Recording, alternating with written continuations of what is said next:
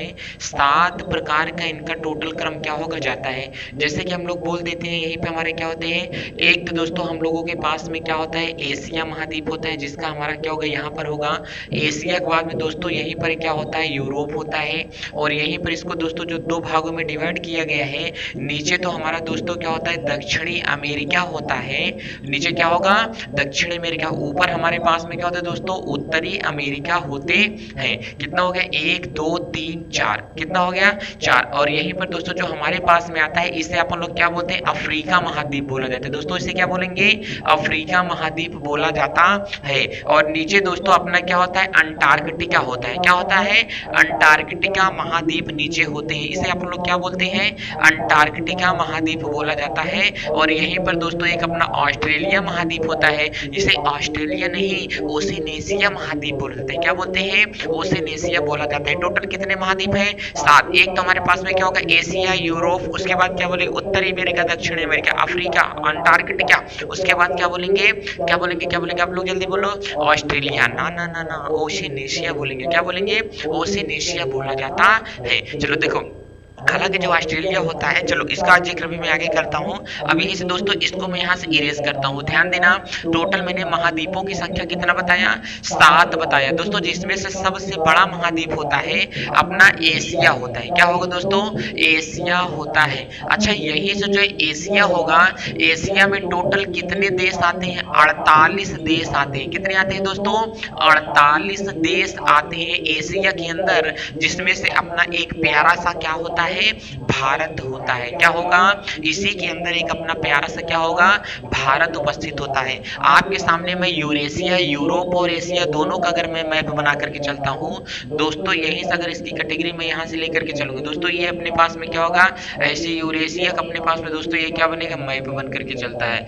ध्यान से देखना ये क्या होगा दोस्तों इस यूरेशिया का हमारे पास में क्या होगा ये ऐसा मैप बन के चलता है। ऐसे ही हमारे पास में क्या बनेगा दोस्तों यूरेशिया का मैप बन के चलता है। तो नीचे देखो आप लोगों को यहाँ से भारत अपना प्यारा से दिख रहा है कि नहीं, ये क्या होगा भारत ये तो अपना होता है, यहीं पर दोस्तों अपने ऐसे क्या होगा ये भारत हमारा उपस्थित होता है। अब पूरा का पूरा यहाँ पर आपको भारत दिखता होगा। तो अब समझ में आया कि भारत किस महाद्वीप में पड़ता है एशिया महाद्वीप में पड़ता है। इतनी बात बराबर। सबसे बड़ा महाद्वीप हमारे पास में कौन होता है एशिया। एशिया महाद्वीप में कितने देश आते हैं 48 देश आते हैं। चलो इतनी बातें तो हम लोगों की बराबर हो जाती हैं। अब देखते हैं कि ये जो भारत होता है एक्चुअली पृथ्वी के किस गोलार्ध में आता है। ध्यान से मैंने कहा भारत जो होता है ये पृथ्वी के किस गोलार्ध में आता है, तो यहीं से थोड़ी मैं जगह से देख लेता हूँ। अच्छा अब यहाँ पर मैं जो क्वेश्चन लिख करके रखा हूँ कि भारत कहाँ पर उपस्थित होता है, तो इससे मेरा मतलब यही था कि भारत किस महाद्वीप में पड़ता है। तो दोस्तों जो अपन यहाँ से आंसर लिख करके चलेंगे क्या होता है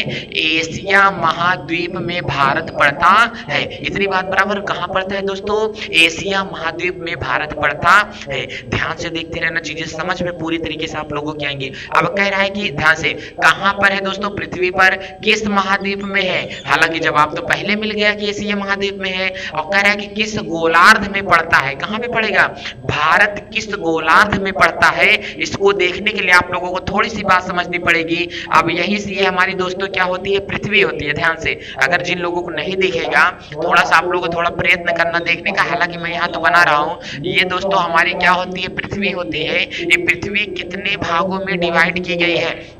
ध्यान से इसको हमने कितने भागों में बांट दिया दोस्तों 2 भागों में बांटा है। ऊपर वाला भाग क्या होगा उत्तरी गोलार्ध, नीचे वाला भाग क्या होगा क्या दक्षिणी गोलार्ध होता है।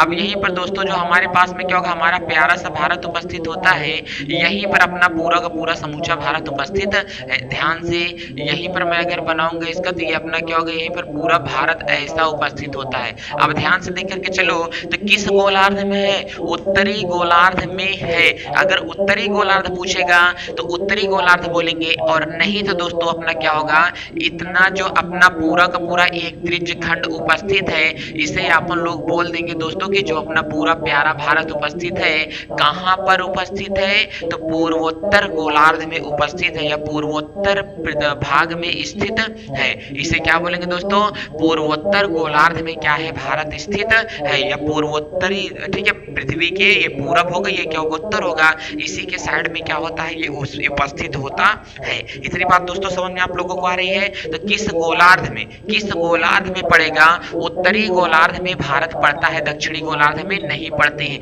अब क्यों नहीं पड़ते हैं, आप लोगों को जब जियोग्राफी का सेशन में लेकर के चलूंगा तो बहुत ही शानदार तरीके से वहां पर बताएंगे कि क्या कंडीशन हुई। दरअसल ये भारत पहले नीचे थे, पूरी की पूरी पृथ्वी, ये पूरा समुद्र में पृथ्वी के दक्षिणी गोलार्ध में आया करते थे, लेकिन अब ये चले गए हैं विषुवत रेखा के ऊपर चले गए, पहले ये विषुवत रेखा के नीचे रहते थे। ठीक, अब यही से देखेंगे किस खंड में, ध्यान से देख करके चलना, अब ये किस खंड में है, भारत कैसा है और इसकी भौगोलिक स्थिति क्या है। तो मैंने क्या बोला, किस खंड में है पृथ्वी के, किस त्रिज्य खंड में पड़ जाता है, तो पूर्वी और उत्तरी खंड में पड़ता है। किसमें पड़ता है, पूर्वोत्तर खंड में भारत उपस्थित है। इतनी बात बराबर। किस खंड में पड़ता है, पूर्वोत्तर खंड में उपस्थित है। किस गोलार्ध में पड़ता है, उत्तरी गोलार्ध में उपस्थित है। क्या, भारत अपना उपस्थित है। कहां पर है, पृथ्वी पर है। किस महाद्वीप में है, एशिया महाद्वीप में। सबसे बड़ा महाद्वीप कौन सा होता है, एशिया। कितने देश हैं, 48 देश हैं। कितने हैं, 48 देश हैं। अब यहीं से कह रहे हैं कि किस गोलार्ध में है, उत्तरी गोलार्ध में। किस खंड में पड़ता है दोस्तों, तो पूर्वोत्तर खंड में भारत उपस्थित है। अब कह रहे हैं कि भौगोलिक स्थिति क्या है। अच्छा, अब ध्यान से देखना, कह रहा है कि भारत की भौगोलिक स्थिति, इसका मतलब समझ रहे हो कि भारत ये क्या है, अपना ये जो प्यारा मैं भारत आप लोगों को देकर के रखा हूं, इसमें आपको दिखता होगा कि भारत यहां से लेकर के कितना क्या है, इसकी हाइट कितनी है और इसकी चौड़ाई कितना है, मतलब उत्तर से लेकर के पश्चिम तक का। अच्छा चलो, अगर ये चीजें आपकी हो गई हो तो मैं थोड़ा आप लोगों को ये बताता हूं कि अब कहां से कहां तक अपना क्या होगा भारत। अब ये सारी चीजें आप लोगों को हालांकि देख करके चलनी होगी, तो पहले मैं किलोमीटर में भारत की दूरियां बता देता हूं कि कहां से कहां तक भारत कितना लंबा पड़ जाता है। अब यही सारी चीजें ध्यान से देख करके चलना कि अगर मैंने भारत को यहाँ पर सजा दिया, अच्छा इस प्रकार से अगर मैं कोई डायरेक्शन बनाऊंगा दोस्तों, तो समझ के चलना ये वाला भाग हमारे पास में क्या कहलाता है दोस्तों, पूरब, और ये वाला जो भाग होगा हमारे पास में क्या कहलाता है, पश्चिम कहलाएगा। और ये वाला जो भाग होगा इसे अपन लोग क्या बोलते हैं, दक्षिणी भाग बोला, क्या दक्षिण होता है, इसे अपन लोग क्या बोलते हैं, उत्तर बोला जाता है। पूरी तरह बात समझ में आ रही है कि ये वाला जो हमारे पास में क्या होगा भाग होते हैं, इस वाले भाग को ये क्या होता है, पूरब होता है, ये पश्चिम होगा, उत्तर होते हैं क्या होते हैं, दक्षिण। सेम इसी प्रकार से हमने कहा जो मैंने यहाँ पर भारत बना करके चला है, इसमें भी आप लोगों को समझ के ही चलना पड़ेगा। इसका मतलब अगर अपन यहाँ से समझ करके अगर अच्छे से चलेंगे कि जो हम लोगों के पास में क्या होता है, भारत होता है, इसकी टोटल यहाँ पर लंबाई हमारी कितना होती है, अपन देख करके चलेंगे कि यहाँ से क्या होता है, पश्चिम से लेकर के पूर्व तक के बीच की दूरी। ध्यान से, अगर भारत की यहाँ से लेकर के यहाँ तक की अगर अपन दूरी देखेंगे तो भारत कितना, देखो इसको थोड़ा सा मैं क्या करूंगा, ऐसे यहाँ से बना करके चलूंगा तो ऐसा यहाँ पर गुजरात कैसा बनेगा, थोड़ा गुजरात का जो सिरा होता है दोस्तों, ये ऐसा अपना यहाँ से होकर चलेगा। तो गुजरात से लेकर के दोस्तों ये जो अपने पास में क्या होता है, उधर अरुणाचल प्रदेश तक का होता है। अरुणाचल प्रदेश के बीच की जो टोटल यहाँ से इसकी दूरियां होती है 2933 किलोमीटर है। कितना है दोस्तों, 2933 किलोमीटर। तो भारत देखो उत्तर से लेकर के, ध्यान से, सॉरी ये वाला क्या होगा हमारा, पश्चिम से लेकर के पूरब के बीच की दूरी कितनी है, ध्यान से यहीं पर मैं लिख रहा हूं कि भारत की पहली दूरियां मैंने कहां से लिखा, तो दोस्तों अगर कोई पूछेगा कि पश्चिम से लेकर के पूरब के बीच की दूरी भारत की कितनी है, तो कितना है, 2933 किलोमीटर। दोस्तों कितना है, 2933 किलोमीटर। और यहीं से अगर हम लोगों को पूछेगा कि यहां से कश्मीर से लेकर के जो हमारा ये अंतिम छोर नीचे वाला पड़ेगा, ये कन्याकुमारी का, यहां से लेकर के भारत के टोटल जो दूरी है ये कितना पड़ जाती है, 3214 किलोमीटर। कितना पड़ता है, 3214 किलोमीटर पड़ता है। अच्छा अब देखना, ये वाला भारत का हमारा क्या होगा, उत्तरी सिरा होता है, ये वाला अपन लोग क्या बोलेंगे इसे, ये दक्षिणी होता है। क्या बोलेंगे, दक्षिणी होता है। इसका मतलब क्या कि भारत उत्तर से लेकर के दक्षिण में कितने किलोमीटर तक भारत का विस्तार है, क्या है, उत्तर से लेकर के दक्षिण में कितने किलोमीटर भारत का विस्तार है। दिख रहा है ऊपर, यहाँ पर दिख नहीं रहा है क्या आप लोगों को, इसके 33 में दिख रहा है थोड़ा सा ना। चलो अब हमने कहा कि यहीं से दूसरा अगर अपन समझ के चलेंगे, कहां से, उत्तर से लेकर के दक्षिण। ध्यान से देखना दोस्तों, उत्तर से लेकर के दक्षिण में ये भारत कितना किलोमीटर पड़ता है, तो 3214 किलोमीटर। कितना पड़ेगा दोस्तों, 3214 किलोमीटर इसकी टोटल दूरी है। इसका मतलब कह सकते हैं कि भारत लगभग एक हमारा क्या है, आयताकार है, मतलब चतुर्भुज आकृति का है। लगभग इसकी लंबाइयां और चौड़ाइयां आपस में क्या है, लगभग के बराबर है नहीं, लेकिन लगभग के बराबर ऐसा बोला जाता है कि लंबाई और चौड़ाई दोनों भारत की क्या है, बराबर, लगभग के सेम के बराबर होती है। अच्छा, ये तो इसका विस्तार इतना हो जाता है हमारा। और यहीं से दोस्तों अगर हम ये समझेंगे कि अक्षांशीय और देशांश, ये तो भारत का हमारे पास में क्या था दोस्तों, विस्तार क्षेत्र था। किसमें, किलोमीटर में भारत का विस्तार क्षेत्र यहां से निकल के आया है कि किलोमीटर में भारत का विस्तार क्षेत्र कितना है, इतना। दोस्तों भारत का इतिहास पढ़ा रहा था, एक एक जड़ तक की मैं बात आप लोगों को बता करके चलूंगा, यहीं से तो अपना इतिहास निकलेगा। जड़ नहीं पता है इसीलिए इतिहास जल्दी क्लियर करने में दिक्कत होती है।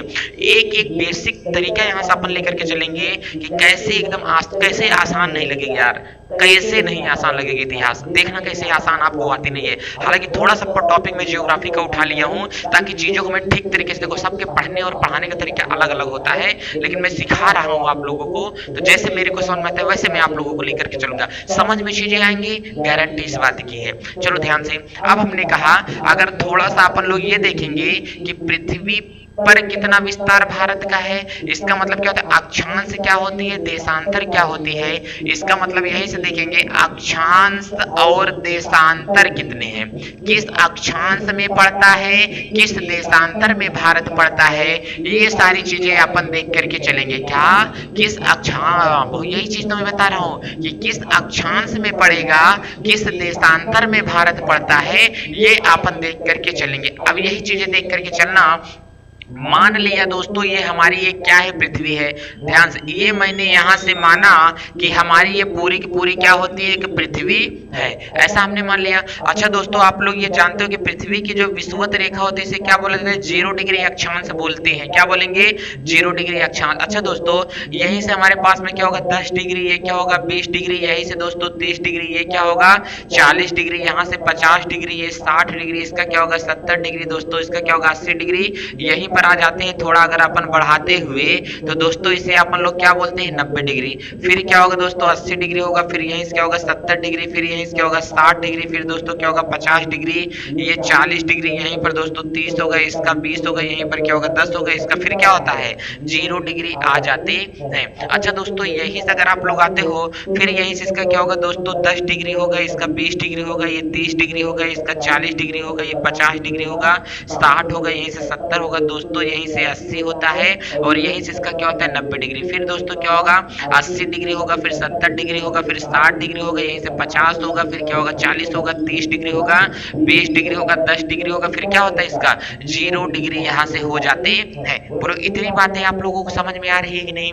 अगर मैंने ये कह दिया, अच्छा अब बताओ, मैंने कहा 10 डिग्री और 10 डिग्री को मिलाने वाला क्या होगा 10 डिग्री अक्षांश होगा, ये इसका 20 डिग्री अक्षांश होगा, ये 40 डिग्री अक्षांश होता है, ये 50 डिग्री अक्षांश होगा दोस्तों, ये 60 डिग्री हो जाएगा, ये इसका 70 डिग्री हो जाएगा, 80 डिग्री, ये क्या होगा यहीं पर 90 डिग्री हो जाएगा। मतलब 90 डिग्री पर क्या मिलता है, बिंदु मिलते हैं। अगर मैंने कहा इसका क्या होगा दोस्तों, ये इधर हो जाएगा, ये क्या होगा इधर होगा। अच्छा आप लोगों को ये सारी चीजें पता है कि ये जो हमारी रेखा गई है इसे अपन लोग क्या बोलते हैं, विषुवत रेखा बोला जाता है। विषुवत रेखा ऐसी कौन सी अक्षांश रेखा है जो कि 0 डिग्री पर बनी है।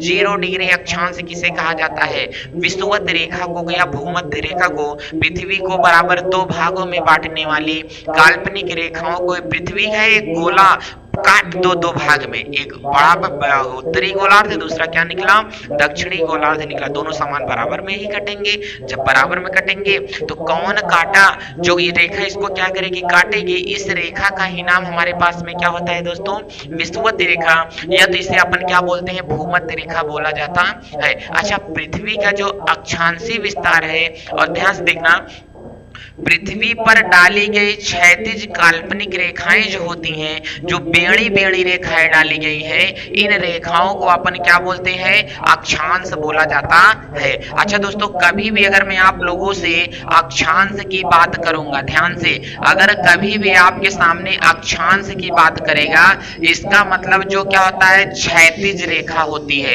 अगर कभी भी आप लोगों से देशांतर की बात करेगा, तो इसका मतलब जो खड़ी खड़ी रेखाएं, मतलब ऊर्ध्वाधर रेखाएं डाली जाती हैं। अच्छा, ये जितनी रेखाएं मैंने इधर बनाया है, ये पूरी की पूरी रेखाएं हमारे पास में क्या होती हैं, ये अक्षांश हैं दोस्तों। क्या है ये, अक्षांश होती हैं। अच्छा, अक्षांश क्या है हमारी, अच्छा देखो कितने अक्षांश आते हैं, यही से इसको भी समझ के चलना कि पृथ्वी पर कुल कितने अक्षांश हैं। अच्छा, यहां से लेकर के अगर आप लोग यहां पर जाओगे तो कितना होगा दोस्तों, 90 होगा। कितना होगा, 90 डिग्री होगा, 90 अक्षांश निकलेंगे। नीचे आओगे दोस्तों, आप लोगों को कितना अक्षांश निकलेगा, 90 अक्षांश निकलते हैं। कितने निकलते हैं, 90 अक्षांश निकल के जाते हैं। 90 90 अपन कितना करते हैं, 180। टोटल अक्षांश रेखाओं की संख्या कितनी होती है, 180। अच्छा, विषुवत रेखा को तो आपने छोड़ ही दिया कि विषुवत रेखा 0 डिग्री अक्षांश होता है। 180 में 1 जोड़ेंगे कितना होता है, 181। टोटल अक्षांश रेखाओं की संख्या कितना होती है,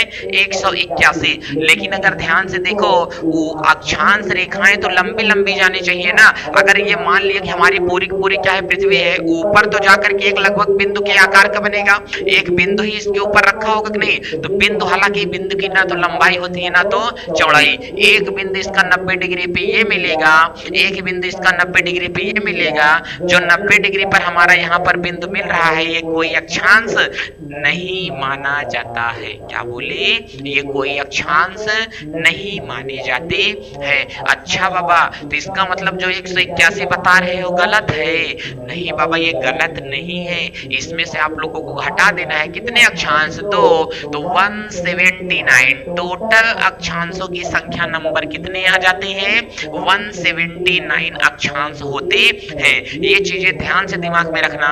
ये मैं आपको जोड़ने का तरीका यहाँ पर बता दिया हूँ कि कैसे ये जोड़ा जाता है। ये हालांकि चीजें बहुत कंफ्यूजिंग में रहती हैं, एक जोड़ो, दो घटाओ, तीन निकालो, ये तो बच्चे रट्टा मान लेते हैं 179 179। अरे कुछ दिमाग में जोर दो, समझ में भी आनी चाहिए चीजें कि कहां से कहां तक लेकर के अपन जा रहे हैं। ठीक, अरे ऐसे कैसे बता करके जोड़ देंगे। अगर छोटा भाई होगा पूछने का, भैया ये कहां से होगा, तो उसको कैसे आप लोग बताओगे, एक्सप्लेन करने भी होना चाहिए ना। क्या एक्सप्लेन करने का भी तरीका सीखे। देखो, सीखना और सिखाना दोनों अलग बातें होती हैं। सिखाओ ऐसे कि जहन में जाकर के चीजें बैठ जाए, ताकि दिमाग से निकलने ना पाए वो सारी चीजें, ये बेस्ट तरीका होता है। ठीक, तो पढ़ना और पढ़ाना दोनों अलग बातें होती है, लेकिन आप हम सीख रहे हैं एकदम गजब तरीके से। देखो, बहुत ही जल्द आपकी प्राचीन इतिहास खत्म होगी, वीडियोस रेगुलर मिलना आप लोगों को स्टार्ट है। ठीक है, हालांकि ये चीजें मैंने इंस्टाग्राम पर भी और फेसबुक पर भी डाल दिया है, एक स्टडी लाइन का जो है उस पर भी आप लोगों को देखने को मिलेंगे। चलो, पीडीएफ की सुविधा भी नहीं है, लेकिन आप लोगों को बहुत जल्द होने वाली है। ध्यान से, अब यहाँ से ये सारी चीजें इतना हो जाती है। अब वही कह रहा है कि एक्चुअली में जो हमारे पास में ये पृथ्वी है, देखो ये तो पृथ्वी पर डाली गई जो काल्पनिक रेखा होती है, क्या, जो क्षैतिज काल्पनिक रेखा होती है, इसे क्या बोला जाता है, अक्षांश बोला जाता है। तो इसका मतलब जो अक्षांश यहाँ से होते हैं, अपन बोलेंगे ये क्या होते हैं, अक्षांश होते हैं। और यहीं से अगर अपन देखेंगे तो ये हमारा क्या होगा दोस्तों, ध्यान से देखना, अक्षांश से अपन बोलेंगे। अब इसी के बाद में यहां से हम लोगों के पास में क्या निकलेगा, देशांतर। अगर ये हमारी दोस्तों क्या होती है, पृथ्वी होती है, पृथ्वी पर डाली गई जो लंबवत काल्पनिक रेखाएं होती हैं, इसे अपन लोग क्या बोलते हैं, देशांतर बोला जाता है। इसे अपन लोग क्या बोलेंगे, देशांतर बोला जाता है। अच्छा देखो, ये जो काल्पनिक रेखाएं दिख रही है नहीं आप लोगों को, ये जो रेखाएं डाली गई हैं, इसे अपन क्या बोलते हैं, देशांतर बोला जाता है। कितना होता है दोस्तों, जो हम लोगों के पास में 180 क्या होगा, इधर होता है, 180 देशांतर रेखा इधर होती है। टोटल मिल करके जो देशांतरों की संख्या होती है, टोटल देशांतर कितने होते हैं, 360 देशांतर होते हैं। इतनी बात बराबर। अब यहीं से देखेंगे पृथ्वी किस अक्षांश और किस देशांतर के बीच में आती है, यही चीजें हम लोगों को समझनी है। इसमें देखना, ये चीजें आप लोगों से हालांकि इतिहास में पूछी जा सकती हैं, क्योंकि अब बताना है, क्योंकि भारत का विस्तार क्षेत्र में यही लेकर के चलता हूं दोस्तों। अगर ये हमारे पास में क्या है, पूरी की पूरी हमारी पृथ्वी कितना है दोस्तों, अगर ये हमारी पूरी पृथ्वी है, अब भारत उत्तरी गोलार्ध में है, उत्तरी गोलार्ध का मतलब क्या होगा दोस्तों, 0 डिग्री से हमारा क्या होगा, चल करके चलते हैं। ध्यान से, हाँ अगर यहीं से 0 डिग्री से हमारा क्या होगा चलेगा, तो अपन बोलेंगे अक्षांश कहाँ से होता है दोस्तों, यहीं से क्या होगा हमारा 10 डिग्री अक्षांश यहाँ से निकलता है कि नहीं। ये क्या होगा 0 डिग्री, ये क्या होते हैं 10 डिग्री अक्षांश होता है। तो 10 डिग्री अक्षांश में उत्तरी गोलार्ध जो हमने हमारे पास है, ये खंड कौन सा है हमारा, पूर्वोत्तर खंड होता है। ठीक है, अब यहाँ से देखेंगे तो भारत हमारे पास में क्या होगा, यहाँ से स्टार्ट हो रहा है और कहाँ तक जाएगा, किस अक्षांश के बीच में पड़ेगा। ये रेखाएं क्या है, यहाँ से इतना जा रही है और यहीं से क्या होगा दोस्तों, ये अपना क्या होगा, ऐसा भारत जाएगा पूरा का पूरा, इसमें भारत उपस्थित है। ये दोस्तों 37 डिग्री 6 मिनट कितना होता है, 37 डिग्री 6 मिनट के बीच में क्या होता है, ये होता है 37 डिग्री 6 मिनट के बीच में यहाँ से हमारे पास जाएंगे 37 डिग्री 6 मिनट। भारत का जो किस अक्षांश के बीच में भारत पड़ता है, तो भारत किस अक्षांश के बीच में पड़ते हैं, ध्यान से, यहाँ से 10 डिग्री और ये क्या होगा 10 डिग्री, इसी के नीचे थोड़ा सा भारत हमारा क्या होगा दोस्तों, और अपन क्या करेंगे लटका देंगे। तो बताओ 10 के नीचे कहीं ना कहीं 8 होगा कि नहीं, क्या बोलेंगे 8 डिग्री और 4 मिनट। ध्यान से, भारत क्या 8 डिग्री और 4 मिनट के बीच में, ये वाली भारत की रेखा हमारी होती है। 10 डिग्री गलती से निकला, सॉरी, क्या होगा 8 डिग्री 4 मिनट। भारत का अक्षांशीय विस्तार भारत किस किस अक्षांशों के बीच में है, तो 8 डिग्री 4 मिनट से लेकर के 37 डिग्री 6 मिनट के बीच में पड़ते हैं। इतना बात बराबर। तो किस किस क्षैतिज रेखाओं के बीच में भारत पड़ता है, तो भारत किसके बीच में पड़ेगा, 8 डिग्री 4 मिनट से लेकर के कहां तक बढ़ते हुए चले जाओगे, 37 डिग्री 6 मिनट तक चले जाओगे, तो जाकर के भारत का विस्तार वो जम्मू कश्मीर वाला हिस्सा क्या होता है, खत्म होता है। अच्छा, किन किन देशांतरों के बीच में भारत पड़ता है, तो जो अपना किन किन देशांतर के बीच में भारत पड़ेगा, तो दोस्तों यहीं से किस किस देशांतर के बीच में क्या होता है, भारत पड़ता है। यही सवाल अपन देख करके चलेंगे दोस्तों ध्यान से। एक तो हम लोगों के पास में देखो, इधर तो हमारा क्या होगा 0 डिग्री, यहीं से क्या होता है देशांतर निकल के चलते हैं, क्या होगा 0 डिग्री देशांतर, यहाँ से क्या होगा 10 डिग्री 20 डिग्री 30 डिग्री, और यहीं से एक देशांतर हम लोगों को निकल के जाता है। इस देशांतर का नाम दोस्तों जो अपना होता है 68 डिग्री। ध्यान से इसे क्या बोलते हैं, 68 डिग्री 7 मिनट बोला जाता है। क्या बोलते हैं, 68 डिग्री 7 मिनट बोला जाएगा। और यहीं से इसका जो इस साइड का विस्तार होगा दोस्तों, ये क्या होगा 97 डिग्री 25 मिनट। क्या बोलते हैं, 97 डिग्री 25 मिनट इसका क्या होता है, देशांतर के बीच में उपस्थित है। तो भारत किन किन देशांतरों के बीच में उपस्थित है, 68 डिग्री 7 मिनट से लेकर के 97 डिग्री 25 मिनट के बीच में भारत का क्या है दोस्तों, हमारा देशांतरी विस्तार है। इतनी बातें आप लोगों को समझ में आ रही हैं। तो चलिए इसको मैं यहाँ से इरेज करता हूँ। अब देखता है कि जो भारत है दोस्तों अपना, ये भारत का नाम और क्या क्या अपन बुला सकते हैं। ये हालांकि सारी चीजें आपको याद करने वाली है दोस्तों, इतने याद नहीं, केवल इसको अपन समझ करके अच्छे से चलेंगे जितना मैंने आपको बताया। अच्छा, अभी तक मैंने आपको क्या बताया, ज्यादा तो हालांकि अभी आप लोग पढ़े नहीं, लेकिन यही चीजें मैं इतना आपको बता करके चला हूँ। ध्यान से इसको देख करके चलना दोस्तों। यहाँ से मैंने क्या बोला कि भारत का विस्तार, भारत का सीमा विस्तार कितना है, अगर किलोमीटर में बताएंगे तो जम्मू कश्मीर से लेकर के कन्याकुमारी तक भारत कितने किलोमीटर पड़ जाता है, कितने किलोमीटर, जल्दी से बोलो। जम्मू कश्मीर से लेकर के यहाँ तक पड़ेगा तो 3214 किलोमीटर पड़ता है। कितना, 3214। गुजरात से लेकर के अरुणाचल प्रदेश के बीच में जो भारत हमारा क्या पड़ता है, ध्यान से, गुजरात से लेकर के अरुणाचल प्रदेश के बीच में जो भारत पड़ेगा 3214 किलोमीटर पड़ता है। कितना पड़ता है, 3214 किलोमीटर। हमने कहा जो अक्षांशीय विस्तार किस किस अक्षांश के बीच में भारत पड़ जाता है, 8 डिग्री 4 मिनट से लेकर के 37 डिग्री 6 मिनट। कितना, 8 डिग्री 4 मिनट से लेकर के 37 डिग्री 6 मिनट के बीच में भारत पड़ता है। बस यही मैंने बताया। किस देशांतर के बीच में पड़ता है, तो देशांतर क्या होता है दोस्तों, 68 डिग्री 7 मिनट से लेकर के हमारा कितना, 97 डिग्री 25 मिनट के बीच में भारत के देशांतरी विस्तार पड़ते हैं। इतनी बातें समझ में आ रही है। अब यही तो हम लोगों के यहाँ से इतना क्या होगा, भारत का पूरा कांड क्या होगा, स्टार्ट हो जाता है। हालांकि चीजें मैंने इधर भी आप लोगों के लिए लिख करके रखा है, लेकिन ये सारी चीजें कैमरे में आ नहीं पा रही है, तो इसको मैं इधर लेकर के आप लोगों को समझा रहा हूँ। अच्छा ध्यान से देखना, कह रहे हैं कि जो भारतवर्ष अपना है, ध्यान से, कितना प्यारा नाम है ना। अच्छा, भारतवर्ष हमारा जो नाम है, भारत को और भारत के नाम, ध्यान से मैंने क्या हेडिंग बना दिया, भारत के नाम, या तो भारत के उपनाम अपन देख सकते हैं, भारत के और कौन कौन, भारत को और किस किस नाम से जाना जाता है। तो आप लोग ये बचपन में सुने होंगे सारी चीजें कि भारत के 4 या 5, 4 नाम मुख्य हुआ करते थे, लेकिन अब 5 नाम से अधिक नाम हुआ करते हैं।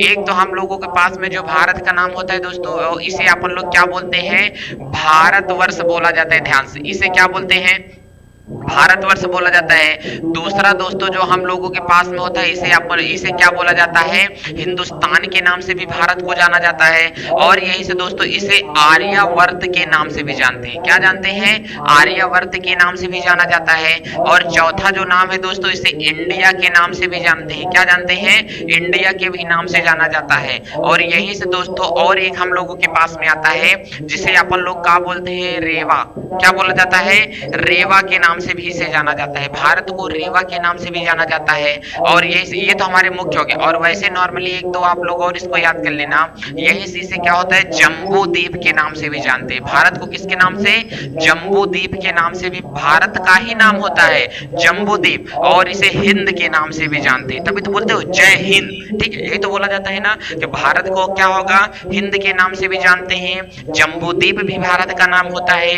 रेवा, इंडिया, आर्यावर्त, हिंदुस्तान, भारतवर्ष, कितने नाम होते हैं, भारतवर्ष। क्या होगा, भारतवर्ष होता है, इंडिया होता है, आर्यावर्त होता है, हिंदुस्तान होता है, रेवा होता है, और क्या होगा दोस्तों, यही से जम्बू द्वीप होता है। और यही से भारत के एक नाम हमारा क्या होगा, हिंद होते हैं। क्या होते हैं, हिंद होता है। हालांकि मुझे कैमरे से हटना पड़ेगा, क्या होता है, हिंद होता है। बोलो, इतनी बातें आप लोगों को समझ में आ रही है। एकदम गहनता पूर्वक लेकर के चलूंगा, भारत के इतिहास बताऊंगा, भारत के एकदम अच्छी तरीके से, जितना हो सकेगा उतना खोल करके जड़ तक अपन चलेंगे, लेकिन समझ में आनी चाहिए चीजें। ठीक है, चलो ध्यान से देख करके चलते हैं। तो कितने नाम, एक नाम, दो नाम, तीन नाम, चार नाम, 5, 6, कितने हो गए, 7। लेकिन मुख्यतः रूप से आप लोगों को जो पेपर में देगा वही आप लोगों को क्या करना है, ठोक के आना है। ध्यान से, इसके लिए आपको ये पांचों नाम के लिए एक प्रकार के आप लोग ट्रिक याद कर सकते हो। इसे बिहार के नाम से भी जाना जाता है। क्या होगा, अरे बाबा बिहार बोलते नहीं, इसे क्या बोलेंगे, ध्यान से, क्या होगा, एक तो भारत होगा, एक तो इंडिया होगा, एक हिंदुस्तान होगा, एक आर्यावर्त हो गए, क्या होता है, रेवा होता है। क्या होता है, रेवा होता है। ध्यान से, अब यही चीज को मैं बताऊंगा। अब इसको आप लोग कॉपी करना, और यहां से, हालांकि मैं इसको लिख रहा हूं, अब इसको याद करने का पांचों, ये जम्बू द्वीप होता है, हाँ उसको याद करके चलना आप लोग। यही से मैंने कहा कि एक हम लोग अगर इसकी क्या बनाते हैं, ट्रिक बनाते हैं। क्या हो गया, बिहार हो गया। बी का दोस्तों यही से हम लोगों के पास में क्या निकलता है, भारत निकलेगा। क्या निकलता है, भारत। आई से दोस्तों हम लोगों के पास में यहीं पे क्या निकलेगा, इंडिया। एच का मतलब दोस्तों यहीं से हम लोगों के पास में क्या निकलता है, हिंदुस्तान। क्या निकलेगा, हिंदुस्तान निकल के आता है, दिख रहा है। और ए का मतलब दोस्तों क्या होता है, आर्यावर्त होता है। क्या बोलेंगे, आर्यावर्त। ए के मतलब क्या होगा दोस्तों, रेवा। क्या होता है, रेवा होता है। बोलो, इतनी बातें समझ में आ रही है। ये पांचों नाम आप लोग इसका समझ करके अच्छे तरीके से चलना। क्या आज समझ में आया, क्या भारत कितने नाम है, नहीं पता था रियल में, कोई बात नहीं, हम है ना, बताएंगे। ठीक, चलो ध्यान से इसको देखते हैं कि अब ये सारी चीजें इतनी आप लोगों को कंफर्म हो गई हैं। अब यहां से ये देखना कि एक्चुअली भारत का नाम भारत क्यों पड़ा, इंडिया कैसे पड़ा, हिंदुस्तान कैसे पड़ा, आर्यावर्त कैसे पड़ा, रेवा कैसे पड़ गया। ठीक है, अब ये सारी चीजें आप लोग देखेंगे। तो अब दोस्तों आप लोगों को कितने मिनट का वीडियो हो गया दोस्तों, वीडियो का ज्यादा लंबा जा रहा है, लेकिन फिलहाल कोई बात नहीं, अपन यहां से इसको देख करके चलते हैं कि भारत का नाम भारतवर्ष कैसे पड़ा। इसको अपन ध्यान से अच्छे से समझेंगे दोस्तों। भारत के इतने ज्यादा नाम है ना कि इतिहासकार इसको पूरी तरीके से वर्णन करते ही नहीं है। कि कैसे कैसे सारी चीजें भारत का नाम पड़ा। हालांकि बहुत सारी किताबें इसे एक्सप्लेन भी करती हैं और पूरी तरीके से एक्सप्लेन नहीं करती है कोई किताबें, ठीक है। तो जितने नाम अभी तक किताबों में दिए गए, बहुत छाट करके मैटर आप लोगों के लिए लेकर के आया हूं, तो इसके लिए वीडियो को ज्यादा से ज्यादा दोस्तों आप लोग शेयर करो, और नहीं मन करता है तो शेयर मत करना, लेकिन कम से कम देखो तो यार पूरा बैठ करके।